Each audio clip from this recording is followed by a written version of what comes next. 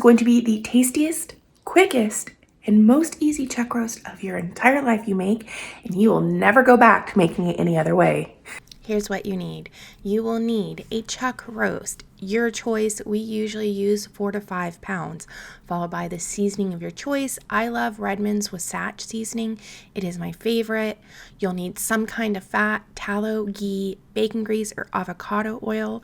We use tallow most of the time. It has a very high smoke point, which is my preference.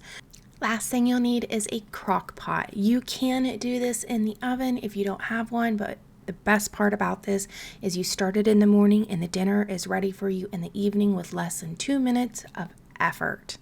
All right, let's go ahead and turn the crock pot on low. We want to warm it up so the fat can melt when we put it in the dish. We're using tallow here. It's about a tablespoon per 2 pounds. It's pretty much a guesstimate.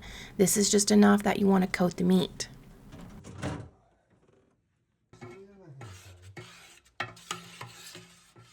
Take your thawed chuck roast, just toss it in the oil. I found we waste less of our tallow we made when we do it this way, and it's easier.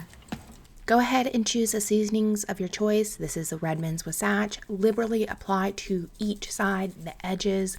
The Wasatch already has salt in it, so it's a one-stop shop and go for us.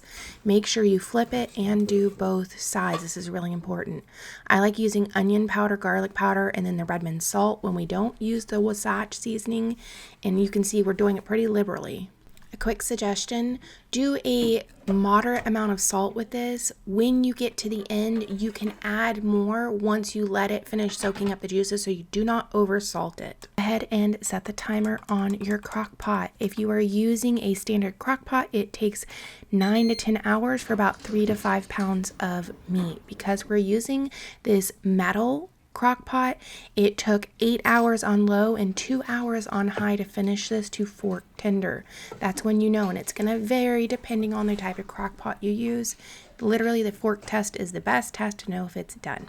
Once the meat is cooked, you're going to remove all of the meat and set it on a plate. You'll come back to this because you need to shred this to put it back in the meat juices. This is the most important part. Do not skip this step. Use an immersion blender, or if you don't have it, pour the juices into a blender and blend it up. It forces all the juice from the meat and the fat to emulsify together. It is a very important step. Do not skip this.